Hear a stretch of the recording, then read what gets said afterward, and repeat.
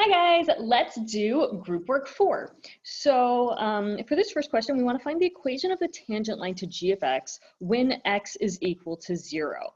So we know that the first step of this is to find the derivative so that we can find the slope of that tangent line. Now when I look at this function here, I can see that I have a quotient, I have a numerator and a denominator. I can also see that in that numerator, f is a product. So I'm going to have a product rule inside of a quotient rule here. So we're going to start by taking the derivative. Take derivative. And I'm going to do this in multiple steps. So g prime of x is equal to the derivative of the top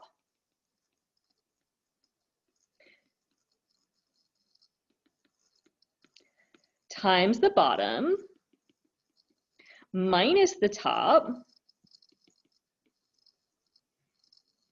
9 minus 6x minus 9x cubed times the derivative of the bottom, all divided by the bottom squared. Now I have these two derivatives that I have to take here. I forgot my prime there. So these two primes tell me that I still have those derivatives to take. And this first one, we pointed it out earlier, we can see that that's going to be a product rule. So in my next step, I'm going to take the derivatives of these things, but I'm going to fill out the product rule so I'll have more derivatives left over to do. So this is then equal to the derivative of the first times the second plus the first times the derivative of the second. And we've said that it's important when we do a product rule to keep that product rule in parentheses if we are multiplying it by something else, which we are. So then minus x squared plus 3, 9 minus 6x minus 9x cubed times the derivative of 2x plus 1, which is just 2, all over 2x plus 1 squared. I really did not leave enough space to do this. That's okay. We'll go over to the side. So now I have two derivatives left to take from the product rule. So just to remind you, the quotient rule, we're doing f prime g minus f g prime over g squared. That's my quotient rule that we applied to start with. And then here we had that product rule, which was f prime g plus f g prime.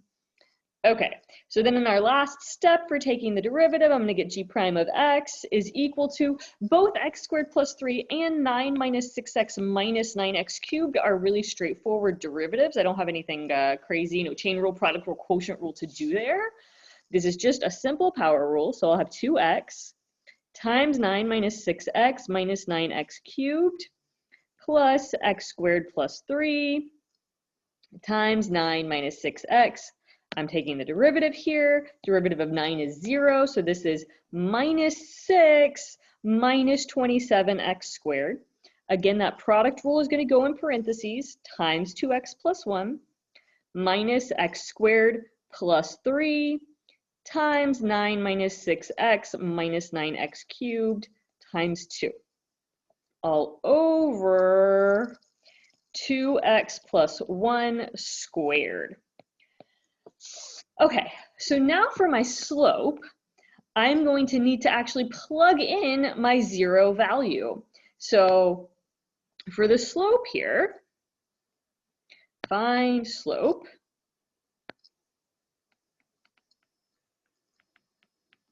I'm doing g prime of 0 is equal to, is it going to let me go over? It is finally, okay, is equal to, so when I plug in that 0, I'm getting 0 times 9 minus 0 minus 0, so that's times 0. I mean, times 9, what am I saying?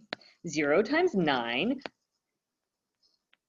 plus 0 plus 3, that's 3, minus 6 minus 0, that's minus 6. And remember, this goes in parentheses. It was my product rule that I am then multiplying by 2x plus 1. When I plug in 0, I just get times 1 minus 3 times 9 times 2 over 1 squared. So g prime of 0 is equal to, that's 0 times 9, that's 0, plus 3 times negative 6, that's negative 18, all times 1, so this gives me negative 18. 9 times 3 times 2, that's 9 times 6, so that's 54. So that's minus 54 all over 1. And so this gives me a final answer of negative 72. So that is my slope. So I have y is equal to negative 72x plus b. Now we know that in order to find b, I need a y value of my point. So that's my next step here, is to find the point. And I do that by plugging into the original function. So g of 0 is 0 plus 3, that's 3, 9 minus 0, that's 9, over 0 plus 1, that's 1, is 27. So my point is 0, 27. So then we find b. And to find b, I'm just plugging in my point to the y is equal to negative 72x plus b. So I get 27 is equal to negative 72 times 0 plus b. b is equal to 27. And my final answer here, my line is y is equal to negative 72x plus 27. Final answer. And I found the tangent line. I did a product rule inside of a quotient rule. I will go back and give you guys a little more space to do that yourselves. Okay, so now for the next, we're going to calculate the derivative of the following functions. So again, we always start off by asking ourselves product rule, quotient rule, chain rule, or just simple power rule, exponential rule, log rule. Well, in this case, I can see that I don't have log of x, I have log of a whole function. That's a whole g inside there. So I can see that this will be a chain rule. Now I'll remind you, log base a of a function is the derivative of that function over that function times ln a. In this case, my a here is that 7 that I have right there. So h prime of x is the derivative of that inside function, so 5x to the 4th minus 6x squared plus 20e prime divided by that function times ln 7. And now when I look at this new derivative that I have to take, I don't need a product rule, quotient rule, or chain rule. It's actually just a simple power rule each time. The last one, we'll remind ourselves, 20e, there are no x's involved at all. It's just a constant. A constant has a derivative of 0. So h prime of x here is 20x cubed minus 12x all over 5x to the 4th minus 6x squared plus 20e times ln 7, and that's my final answer here. Now this next one, we have the same thing going on. I have 5 to a whole function. So it's not log, but it's still a chain rule. Chain rule because it's not 5 to the x, it's 5 to a whole function. So we'll just remind ourselves of the rule over here. If I have a to a function, the answer is a to that function times ln a times the derivative of that function. And in this case, my a in question is 5. And my g is that x cubed plus 9x squared minus 5. So g prime of x is 5 to the power of x cubed plus 9x squared minus 5 times ln 5 times the derivative of that function, prime. And then we have to actually take the derivative. No product rule, quotient rule, or chain rule here. This is just a simple power rule, simple constant rule that we got going on there. So g prime of x is 5 to the x cubed plus 9x squared minus 5 times ln 5 times 3x squared plus 18x, and that is my final answer. Whew. Okay, so for our last two questions here, we want to find the value or values of x for which the tangent line to a given function is horizontal. So we remember that a horizontal tangent line being horizontal, this means that the derivative is equal to 0. So first we take the derivative, then we simplify the derivative, then we set it equal to 0. So here I can see that I have a product rule, And then inside my product rule, my f and my g are both going to require a chain rule. So I'm going to start off by just applying the product rule. F prime of x is equal to the derivative of the first times the second plus the first times the derivative of the second. And so as we said, each of these, when I look at them separately, these derivatives that I have left to do are both going to require a chain rule. So chain rule, that's a really ugly bracket, chain rule. Okay, so for the chain rule, in this case, it's just our typical power rule chain rule. We bring the 3 down, we subtract 1, and we pull out the derivative. I'm going to do that all in one step instead of having some new primes to take here. So f prime of x, I bring the 3 down, I don't touch what's inside, I subtract 1, and then I pull out the derivative of x squared plus 3, which is 2x.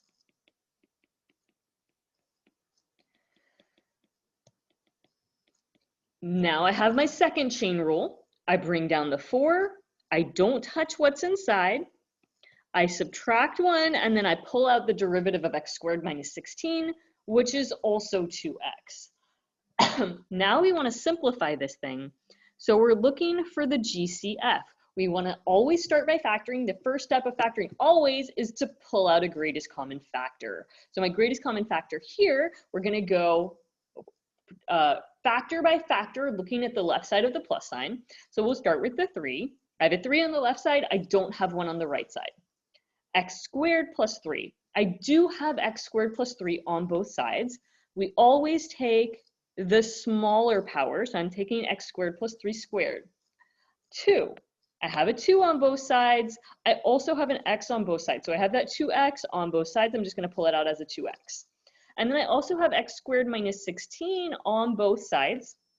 But we always want to take the smaller power, so I'm taking 3 of them. That's the thing that both sides have in common. So now this greatest common factor, I pull it out to the front. X squared plus 3 squared, 2x, x squared minus 16 cubed, and then I open some big brackets to see what's left over. I did not take the 3 away, so it goes here.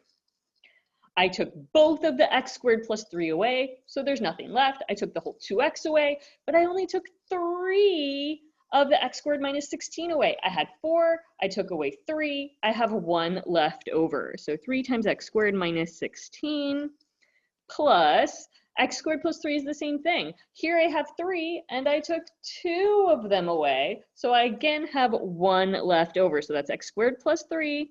I didn't take that 4 away. I did take all of the x squared minus 16s away, and I took the 2 and the x. And now I want to expand and combine like terms in here. So that means I'm distributing that 3 and I'm distributing that 4.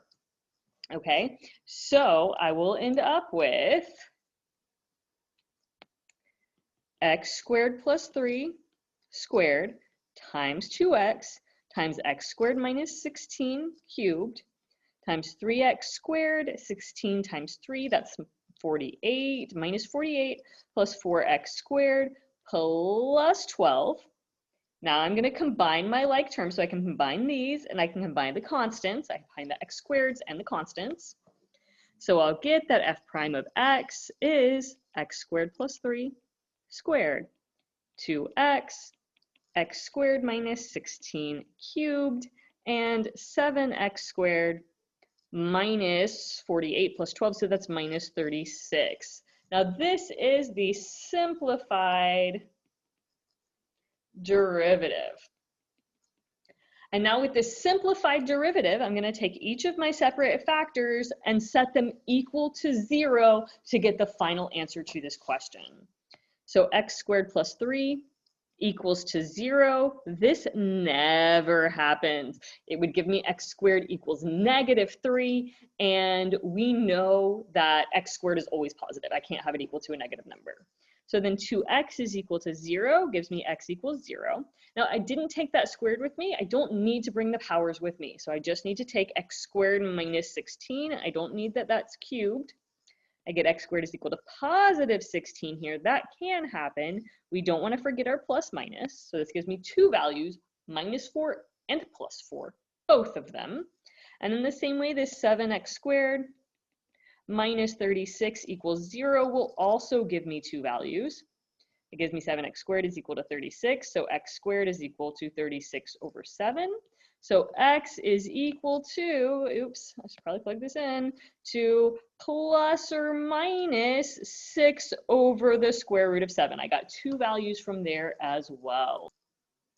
So in my final answer, I actually got 5 different values where the tangent line is horizontal. The tangent line is horizontal when x is equal to, actually we'll go down to the next line, when x is equal to -4, -6 over the square root of 7, 0, positive 6 over the square root of 7, and positive 4. So those are the 5 values where the tangent line to this function is horizontal. Next and final question, the values where the tangent line to this thing is horizontal. So this looks a little bit different. The algebra that results is therefore going to be a lot different. So step 1, we want to take the derivative. In order to take the derivative, I want to start off by rewriting this thing using my algebra rule that says that over x plus 2, I can bring it to the top and make the exponent negative. Because it's a square root, the exponent is 1/2. So that makes my exponent here -1/2. Okay, and so now we take the derivative of this thing. So the derivative of 4x is really straightforward. That's just going to be 4. But for this second part, we actually have like a mini chain rule going on here.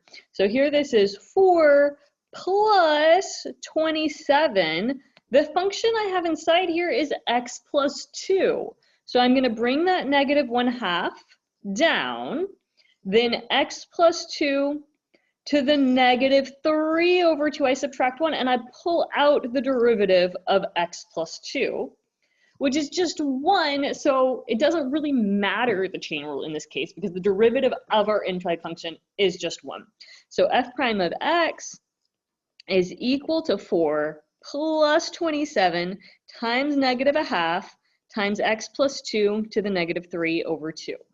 Now we always want to simplify our derivative before we find our horizontal tangent lines. In this case, there's really not a lot of simplification I have to do, but we have said that negative exponents are really dangerous when we're solving for horizontal tangent lines. So as part of our simplification process, we always want to get rid of negative exponents. So that's really going to be the only thing I do here. F prime of x is equal to 4 minus 27 over 2, because that exponent was negative, I'm just going to bring this down to the bottom. X plus 2 to the power of 3 over 2. And now I'm setting this equal to 0 in the same way that I did with the previous problem. So I have 4 minus 27 over 2 times x plus 2 to the 3 over 2 is equal to 0. Now I'm going to start off, I've only got like one term here that has x in it. So I'm going to start off by moving that to the other side. My goal here is to isolate x. So I'll have 4 is equal to 27 over 2 times x plus 2 to the 3 over 2. And then we're going to multiply both sides by that denominator, so that x is no longer in the denominator. We want to have x equals, not 1 over x equals. So this allows us to get rid of that. So I have 8 times x plus 2 to the 3 over 2 is equal to 27. And now I'm going to divide both sides by 8.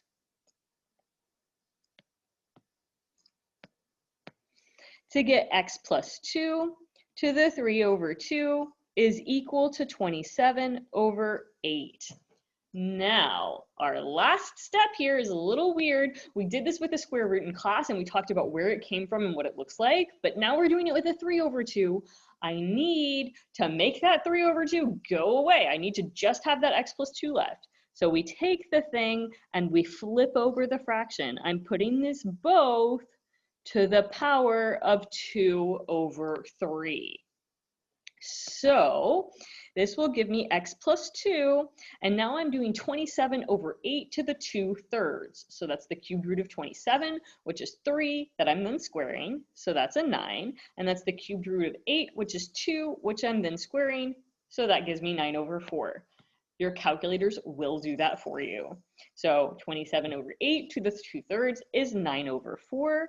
I am subtracting 2, so I get that x is equal to 9/4 minus 2, which is actually equal to 1/4. And this gives me one value where the tangent line is horizontal, when x equals to 1/4.